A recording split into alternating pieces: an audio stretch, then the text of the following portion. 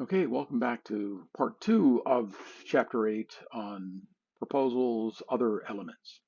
So we've been talking about budget, and before we finish up budget, I need to talk a little bit about what's called a work breakdown structure. And this is a common thing within project management. And basically, it's the idea of breaking down your project into lots of tasks, generally numbered and named tasks. That's the work breakdown structures. And this is really critical for accountability, resource allocation, and planning. So um, for for some programs, it's a formal requirement. They expect you to give them stuff like that. And if you do, you really want to use whatever tools you think the customer is used to looking at. There's projects like Monday.com, which is a good option for people using Google tools. There's simpler options like Microsoft Project and Open Project, which I'll show you in a second. And these tools are not just about the planning. They're actually all designed so you can use them during execution to keep track of what's going on. And they can really help with a large, complicated project. So in terms of that, this is an example of an element from Open Project, which is a free version. You can download it and use it. And I highly recommend it for planning large projects. In the class, doing what you're learning, this is probably your first big project. Not that critical, but a couple of important things about what happens in a work breakdown structure is you will have tasks. So we have developed version 2.0, 2.1. Within that, there are various subtasks like newsletter tool integration, legal notes, launch. And for each of those, you define a begin date and an end date, and you can't see it, but there's a lot of this are fields that show up in an Excel-like or spreadsheet-like format. And then you can use that. You can put things, you can have milestones where various things come together. You can make dependencies. So uh, this milestone depends on these three things being completed. If one of these tasks goes long, then the milestones automatically get pushed out. This is part of the advantage of using it for actual project management is as things are adjusted, other things flow around automatically. You can figure out where they're going to be happening. So, and there's a lot of features to these. So I recommend them for large projects. If you're doing a grant proposal and the agency is, especially DoD, but even some NIH groups, they want to see that you understand project management. The more money at risk, the more they want to understand you know how to manage that project. And a work breakdown structure and a Gantt chart, which is what this thing here is called, um, really help them understand that you know how to propose and then manage the project as it gets done. So sometimes it's worth, even if you're not going to use it during the execution, it's a small enough project, it's worth doing it. I also find this beneficial just for dealing with the project as you're doing. Um, it's easier to track what's going on when you're using the project. It can minimize waste as you go through this detail mapping. The more you understand in planning, right, the better it is. The goal is not just to have a plan, but to actually have a dynamic plan. So a WBS tool will let you actually map some of that. It allows you to automatically calculate a bunch of stuff that I'll show you an example in a second that, from one of our larger projects. When you have to have dozens and dozens of individual tasks, and you have to report to the government. Here's how much money, here's how much time, here's a start date and end date for every subtask for each subcontractor. A tool like this makes it the only way to really manage these very large things. Otherwise, it gets to be very, very complicated. Not the only way, but I highly recommend it. It simplifies progress reports when we have to tell them where we're at. Again, it's good for contingency planning, for effective emergency management when something goes wrong. I also find it good when you're first starting on a project to look and say, oh, here's how much I've allocated for that task. Oh, that task's going to take this long. It's going to lead into that task for a large project. Just the planning part is worth it for me, um, even if during execution we don't follow it as much. And as I said, some agencies really expect this kind of thing to be there. So this is, we'll talk a little bit more about the official statement of work in a bit, but um, when I have a statement of work and a work breakdown structure, right, I end up with something that looks like this. So this is just a simple part from a spreadsheet version of it. So you have a task number, you have who's been assigned that task, and I've replaced the names except for mine from this group. There's a description of what that work is. This is literally how we turned in our statement of work to the government. Like, here's the sub. So UCCS is down here. This is the work we're doing. I've blurred it out so we don't have to worry about confidentiality of this. There's a task when it's going to be done, some subtask elements, and then a date range of what's going to go on. So this feeds into milestone 7. even though this task down here is in the same group, it feeds into task M6, so different tasks. And then there's a Gantt chart. I'm not showing the whole thing, but there's a showed of what's showing the timing. This is not showing the dependencies because the dependencies in this list get to be very long and it was too hard to see with all of them. So many of these tools you can expand or contract what you actually see. This is just showing the sort of timeline stuff. And then when I go to work that into a budget, as I said, you start with things like you have a sheet that has the labor rates for the different groups of people. And this is a more detailed work breakdown structure and the way the government wanted. We have to do our budget this way. So we have the tasks, and we have to have the spreadsheet have how many hours per month, per year, per task. So this is why you can start seeing have an automated tool where I can sort of say what this is going to go on, and I can allocate these hours across the time. And then there's the labor rates, and then there's the actual labor cost, which is just a formula that says this rate times this number, and you put it all together, and you get this giant spreadsheet. Uh, in fact, the sheet is much more than this because we have to have other breakdowns where so this is another one of the sheets. This is phase one task by month where we have to roll up the different categories. So we have the categories for labor, travel, materials. And so here we'll have, here's when we expected to travel. Here's another travel. We have to put all these in the right places at the right time so the government can actually look at what is our total direct labor costs and how that varies per month. And then they can look at your burn rate. And when you're doing management of these very large projects, when we turn on our monthly spending report, if we're above or below by more than like 5 or 10%, then we have to write an explanation as to why, right? It depends on the agency and how you do that. But if you're underspending because you like delayed to hire somebody, well, that's an explanation, but they still want to know where it is. And they want to make sure there's not too much risk. If you go for too many months and you're underspending by too much, there's a greater risk you're not going to deliver. So they want to understand where all that comes from. And of course, if you have things, all of this gets tied together. You can sort of see this is not all the tabs. This is just some of the tabs in this complicated budget tied to our work breakdown structure. Here's our travel page where again we have to have for every meeting where we're going. So what's the purpose, where we're going, number of people, number of days, lodging, and then we have the budget justification document that details where we got all these numbers from. So all of these get tied together in this statement of work breakdown structure. And one of the reasons to think about this is the government wants to have realistic costs and manage what those costs are and what's going on. So cost realism, the whole point of this budget and this stuff is not just to uh, track your numbers from an accounting point of view. It's mostly to make sure you're dealing with good estimates for what the project will really take. By making you think about all this level of detail, you get into something where they can sort of say, okay, yes, we understand where the person's coming from, how they got those numbers. And in various projects we've had, they've gone in and said, you know what, that task, we don't think that task is necessary. Delete all the budget associated with that task. And when they do that, you have to they know exactly what they're going to save because there's this budget thing. So you actually separate out some management things to keep it going. So, but you really want to make sure that when you're doing this, you want to talk about the complexities and make sure you involve all those things. But you really want to make sure you have a realistic budget that sets the stage for successful project execution. As I said, you want to make sure there's a little bit of room so that if things go a little bit over, but very few budgets for proposals like government proposals allow you to have a line called contingencies.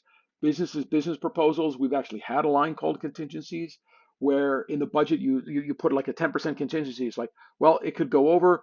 We don't get to spend this unless we get to justify it, but this way the customer knows, oh, well, here's this buffer. And when I do proposals for large scale conferences, when you're dealing with a $5 million budget for a conference, you might want to have a contingency of $100,000 because there might be expenses you forget or that come up and things don't come in the way you don't. When you don't have hard quotes because you're building this budget 3 years in advance, you often have to do that. The government doesn't let you do that, so you have to make sure you have slightly overestimated, but not too much because you have to have a realistic and budget. And you want to make sure that you avoid the too good to be true.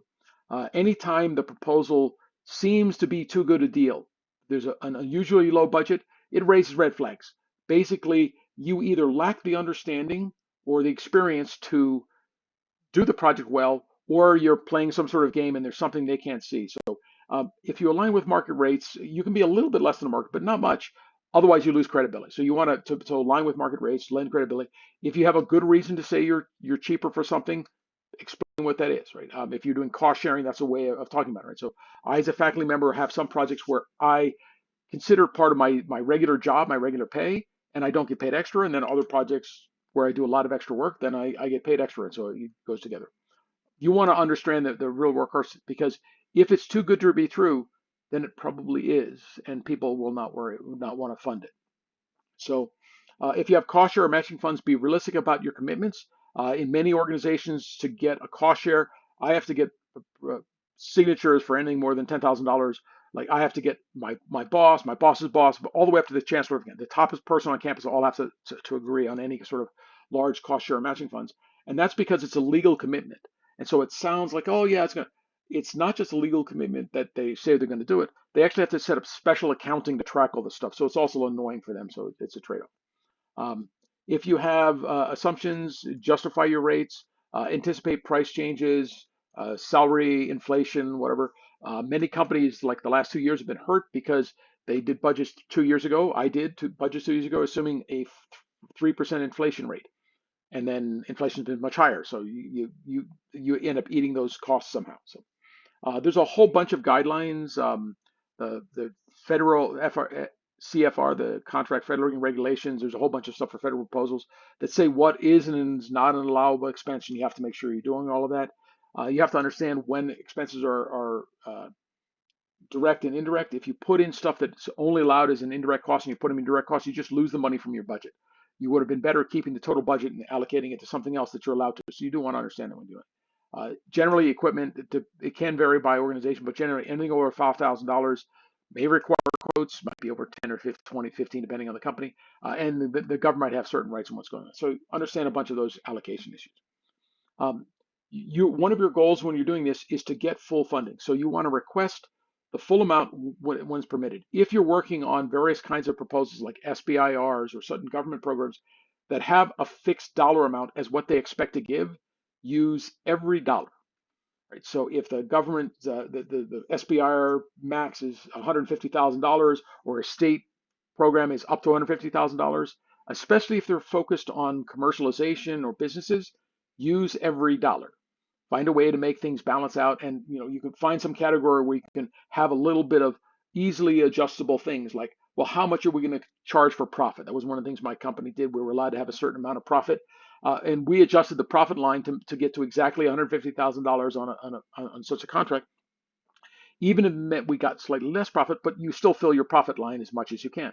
Um, and if you don't, then some of the reviewers for those kinds of categories will look at and say, well, your company doesn't really understand business very well. If you're leaving money on the table, you could have got an extra $1,000. Why did you not? Right? You can't find a way to spend $1,000. On the other hand, for bigger, many government programs, there are things that there's no fixed limit. So if you compute it an average, that's not a fixed limit. Then make everything make the most possible sense and focus on the value. Being cost efficient is good, but make sure your plan will go from what you talk about and show that you'll be able to give the maximum return on investment for the funder. Sometimes adding $10,000 to a project to do outreach or to do documentation, to pay for publications or sometimes those expenses really help the thing. NSF actually often allows groups to do things, to make a little video to play up their science so that they can get out to the community so they understand what's going on. DoD will allow you to have project trips to go talk to them. It's fine. But if you say, I need to go talk to a particular warfighting group to make sure I can work on a transition of my project when I'm done, that's often not just an allowable expense, but a highly encouraged thing to do. So think about how to maximize the value for your funder. And then again, your budget justification thing is a part of your tactical story. You want to make sure it's got two parts to what you're writing: the financial breakdown and how it ties back to your story. So you want to link the project story and objectives, right? Every person in your budget has a story to tell. They're a character. Make sure that becomes clear. Even if it's only 2 or 3 lines, you want to be able to read back into the story. As I said, I like to in budget justifications for larger projects, small ones, not as critical. If it's 3 or 4 pages or 10 pages, right? When you get to a 100-page proposal, I will tell them what section to go find where this personnel's role is described, in case they want to go see. One of the questions for budget review would be me, is that justification for this high-level skill, which is generally higher expensive, needed? Can we go back and see what that subject matter expert has to have?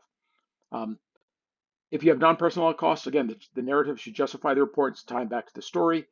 Detailed storytelling adds realism and strategic thought to your budget. So it makes it clear that you've actually thought about why is this what it is, what it needs to be, and relates it. And again, storytelling is often about making your audience understand and remember what you're doing and why. And so that can actually increase their confidence that you're doing what you're doing well, and you'll be able to deliver on you've got. Um, so your realistic budgeting is often a key to project success. You've got to understand the scopes for effective project management. Your documentation, right? You've got to make sure it's all there that's needed. Again, one piece of missing documentation can sometimes get your project thrown out. Like if I've missed a quote, they will often come back and I won't get the money until we get it done. So it just slows everything down, if nothing else. Um, there's a lot of tools to help you. Again, for work breakdown structure, there's a bunch of free tools that can work. You can do it all with just Excel for medium to smaller projects, any spreadsheet you want. So you want to have that, but making it look like a work breakdown structure with a Gantt chart, especially the kind that look like they came from a professional tool, can actually in one figure say two things. Here's my schedule. Here's what's interrelated. And oh, by the way, I do more traditional professional project management because look at my tool. You're not saying that you do professional project management. It's implied by the way your graphic is done. Okay. So now we're going to move on to a couple of other things that are part of this. So first, if you're doing any government grant in the U.S., there's a system for award management called SAM, government rate. I'm going to briefly cover some of this and what you have to do, why you have to do it, and some requirements. So there's some basic eligibility requirements. You have to be a U.S. citizen or permanent resident, have the right to own the company, whatever. It's companies that register at SAM, not individuals. There is an identity verification, and this can actually make it slow. It might take 2 weeks to a month to get your company in here because they're going to send you some documentation. You got to show bills and power bills, or got to show where your company's really registered. There's a whole bunch of things to go through that process. Part of what SAM also does is it sets up payment processing for most of them. You're going to get paid from the government through the details that you set up in terms of the electronic fund transfers in SAM.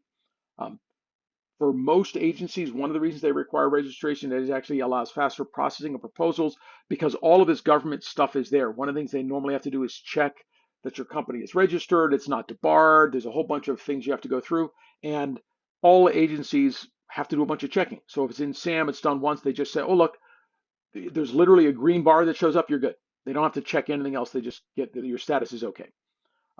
It's pretty straightforward.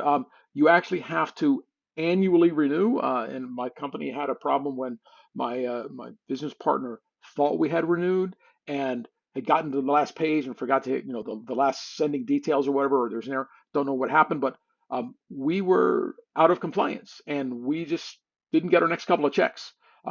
We could not have submitted a proposal because it would actually checks when you go to submit that it's there, but getting paid is still an important thing. So you want to go through. So there's some timelines. Again, renewals generally take 2 weeks after you finish all the paperwork. So good practice to just get in there and get it done. So SAM is like a prerequisite. Grants.gov is a government place where you can find grants. We've already talked about that when we talked about finding opportunities. And SAM.gov is where you register. You can register on grants.gov, and in many cases, you need to be registered in both to submit a grant. SAM is a formal registration. Grants is just because it gives you the account so you can do all of the submissions. They're not equivalent. Um, so the next couple of sections are specialized things that need to show up. So almost every proposal has a biographical sketch of some kind. There are people going to get paid. Government wants to know who they are. So the purpose of the sketch is really to help the government evaluate, do we have the people in the proposal with the right skills, right? And that's the whole point of this, is to make sure that the skills match what is needed. For that reason, you don't have a biographical sketch you just make up once and use. It's not like a resume. More so than a resume where you're tailoring it to the experiences, you're going to customize it for every project. So NSF, NIH, DoD, they all are slightly different what they look, but you want to make sure you follow whatever guideline they have and say, this is what I'm going to put in it. And I'll briefly touch on some common mistakes to avoid when doing this. So the key elements in almost all of these are education and training. So, where the people get their training, what are their skill levels, what relevant experience besides the education and training is there. So this is where it becomes customized. You want to talk about the most relevant projects, and the same is true for publications. What relevant projects and publications have you had that make this important? Now, this is not for everybody in the project. It tends to be only the PI, the co-PI, maybe a couple of senior people. So they should have all of the experience. This is a place to go back and check. A common mistake is to miss some key critical skill that might be on your team but isn't on the resumes you turn in. They got to find a way to get that resume in there or to make it clear that you have that skill. Might show up in the budget justification where you talk about the person you've yet to hire, so we don't have the biographical skills. You got to make it clear that it's in there. Um, they often have a section where you have to have your collaborators and affiliations, and this is really so the government can do conflict of interest checking.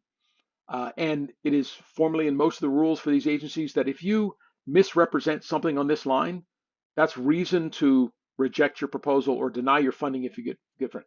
Because if they bring in somebody to review your proposal and then they find that you've collaborated with this person and there's a conflict of interest, they've wasted a lot of time and money. They get very unhappy about that. So they want you to make sure you're doing this right.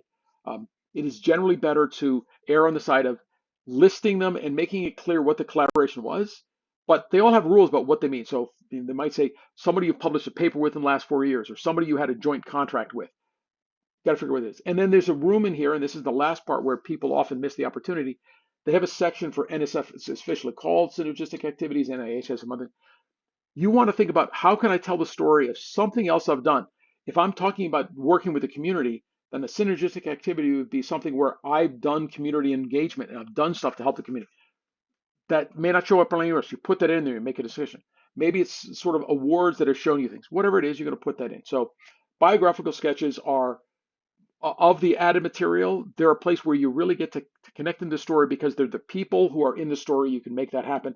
And the synergistic activities is the subsection where you have a lot more freedom. Education, it's really hard to tell a story because the sections are very explicit, maybe relevant experience, but synergistic activities, you can tell a little bit more of a story. So use all of the space. If you're allowed a 2-page bio, fill 2 pages. If you're allowed a 4-page bio, use 4 pages. Again, you use it to connect to your story and fill that stuff in. Anytime in any section of a proposal that you're given a page limit and you can write arbitrary stuff, you don't want to leave it empty because if there's a space where the reviewers say, they didn't address this concern and there's empty space, then it's like, well, why didn't they address this concern? As soon as you've used all the available space, it's a lot harder for them to say, well, why didn't it's like they saw you ran out of space, so you just couldn't fit everything in. It's an easier place to justify. So another set of things that almost all agencies want to know is what do you have that's currently funded or under submission that's related, okay? And the purpose of this is to make sure that the government understands what other work you're doing, and they want to make sure that they understand the difference between synergistic and overlapping projects. So it's a mistake to just list the title. You really want to have some place where you can say a little bit, either in the proposal or in this document, if it's allowed. Some are very structured, um, where you say this project is synergistic because of this, but it doesn't overlap because from the titles they can't tell. I've had colleagues, probably some of my own, I don't recall now, where they actually get a notification of 2 different awards but because there's this overlap, they have to resolve what that is. And if you've done it right, there's a chance very often to fix it so that you remove the overlap but still get all the money by adding some other part to your project. But they need to know what it is so they can do things. You can actually submit for many organizations pretty much exactly the same research work or the same proposed ideas to 2 different agencies. But you can only get funded by one of them to do the work. You can't get 2 sources of funds for the same work. That's fraud. So they want to be able to check some of that. So the role of this in the proposal evaluation is actually get 2 parts. The current pending is another way for them to say, look, this person has got good work they've been delivering. Within DoD, they actually normally have a structure of what's going on. So you have DoD will actually often have recent, current, and pending support elements where you have the title, the funding agency, the duration, overlaps with other projects, all the same things. But by having recent, there's something else they can do. Think a second. Why would they ask what are your recent contracts? And NSF does it as well in a different way. The reason they ask about recent is this is a way to show that you have delivered value. So that somebody gave you money before, you can in the recent things or current ones, you talk about what you've been delivering. Pending is a different category. They don't want to get you funded twice. Current is and past is about showing that you've got the performance, and that becomes very effective. Today, even more so, many organizations are having something where you have a data management plan. And the purpose of this is to understand that you will you have ideas and a plan to make sure you're properly avoiding data. So the plan will have a bunch of elements seen on the right where you talk about the type of data you have, what are the tools that are going to process it, what are the standards we're going to use to represent the data, how we're preserving it over time. But importantly, what are the access, distribution, and reuse considerations and the oversight of the data management? Right? They want to make sure that from both a security point of view and a privacy point of view, you've got your data covered. Many agencies are very keen on making sure you're sharing your data, so they don't want you to use non-standard protocols or use things that make it harder for other people to do. They want to put it all together, and then you have a plan for sharing it. At the same time, managing the privacy. So you have to do stuff like anonymize the data, keep track of that. There's a question to make sure when you're managing it, if you have any security concerns, any personally identifiable information, this is the place where you say, we will have this, and here's how we're going to manage it. You don't put that in your main proposal because it takes up space. You've got to address it. Human subject stuff should be mentioned in your main proposal, but again, some human subject stuff could show up here. In fact, some organizations have a separate human subject plan and a separate data management plan, depending on what it is. So a plan should have these 5 things and make, or the 6 things that we have here, right? Actually make them subject headers, like bold subject headers with numbers and whatever, in a plan so that the people scanning through can quickly see, yeah, you've got all of the things here. Um, Another thing that can show up are letters of commitment. So this is, again, another thing. This is one you want to actually start early. If I have partners or stakeholders and I want to have them as part of my proposal, I need to get formal letters. Different agencies, different organizations will have different roles, what those letters look like, but you will often have to have a letter signed on letterhead, dated, saying what they're doing and having it uploaded. Other times, NSF, for example, just says that it's a letter of commitment, they're committed to the project, and it's not allowed to be an endorsement. DoD loves letters that are actually endorsements that say, yes, we have worked with these people, they can deliver. We're going to try and work with them in the future to put this in as a fielded, military project. You got to know what the rules and the process of what you want it to do. But there are timelines that you should be acknowledging that they understand the role of the project.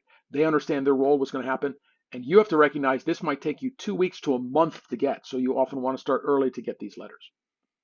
Another section common in many of these proposals is something about your facilities and equipment.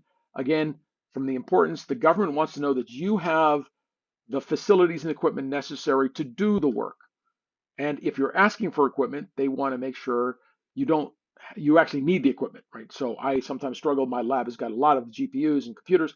So sometimes I can convince them I need more, and sometimes I can't because I just have so much already. That's the kind of thing they want to see what's going on. You want to argue from things from a very specialized equipment needs, then it's easier to make that there. They'll sometimes talk about how's it accessible from a security point of view. All my DoD contracts, right? We have a whole bunch of security requirements we have to hit to make sure things are done. Who can access them? If there's stuff with foreign nationals, whatever, you want to make sure you're understanding what the limitations are, right? And make sure that's going. And you sometimes have to argue why you have your own equipment separated from just the computer for your company or your campus or whatever. Now, a couple of specialized proposals I just want to touch on because these are pretty common, like SBR proposals. They have, because they're focused on commercialization as a part of what they want to do, they have a whole sub-document just on commercialization. And you have a company history, you have to talk about the qualifications. And in for your first one, it's not as critical about your company history. But after you've won a couple of them, there's actually some scoring systems within DoD, for example, that if you've won a lot of grants and you've not actually delivered a product that the government's using someplace, your score starts going down because you're just getting money, but you're not delivering what they need. So you want to see that. Many SBIR proposals really focus on having some level of, by the time you're done, you should have preliminary data. You might have something to go in, but if not, you're doing a trade study, you're analyzing choices. There should be a strong deliverable at the end of phase one that if they say, yes, if you get this, then you're ready for the next phase because it's a multi-phase contract. But you have to repropose for phase two. If you have subcontractors, you want to make sure you have very clear budget justification and understand their rates and roles and the rules. SBIRs have limits on how much subcontractors can do. Another agency with some very specialized forms is NIH. They will have a separate, actually, they have a very unique style. They have a lot of things about aims in a very short section that talks about your research strategy, separate from the aims of what it's going to do. They'll have sections for human subjects, vertebrate animals, biohazards, whatever. All of those are specialized subjects, sections, and your proposal can be returned unreviewed if it has human subjects but doesn't have that right section. So you want to do it. If you have multiple PIs or co-PIs, you have to have a leadership plan. Both NIH and NSF will have, depending on the program, requirements for postdoctoral mentorship plans or mentorship plans to make sure you're doing that kind of stuff. Um, DoD will have some other very specialized things. They'll often talk about the technology readiness level, where you have to think: is my work basic fundamental research? Is it ready to prove feasibility? Am I at some different levels of technology development where I've proven in the lab? I've proven it in a relevant environment, which is like level 4 to 5. I've proven it in the field. That's five, level 5. I've proven it in operational systems, and they work your way up to full system. You have to be able to answer where you are and talk their language. Again, you talk the language of your customer. You got to be able to talk about your TRL and put that in your proposal. Often they won't tell you you have to, but if you don't, the reviewers will say, well, these people don't know what they're doing. Some DARPA programs actually require you to give them a quad chart. I show you an example on the bottom page here, which has really got 4 sections, hence the quad. There's a project description, a single graphic, a significance, and some products, what will be delivered. Sometimes it's products and timelines, depends on the agency. They actually use this because when the reviewers first go through it, there's a lot of proposals. Then somebody's going to get up and use this quad chart to brief your proposal to the rest of the team. Because again, the review process is often some people read in a lot of detail, but everyone gets input when it goes on. You probably have to have some discussion of security concerns and data concerns, maybe a transition plan. Who's my partner? What's my long-term warfighter that I'm going to help, or what within the government I'm going to help? And then milestones and metrics. They're very big on all these, so you have to understand what those are. The last thing where I have a lot less experience is philanthropic grants, going after philanthropic organizations. So the most important things are you have to understand their values. Much more frequently, you have to have an emotional appeal to show that your alignment and their alignment is there. This is a place where you're telling stories. And again, you get to use both your budget and your extra forms to talk about that alignment. But it's a place where you want to make sure you try and have direct engagement. I actually encourage direct engagement for all of these things, but for philanthropic grants, it's the biggest thing you have to worry about. They often have specialized restrictions on who can apply. They might have, for example, like you have to be a 501c3.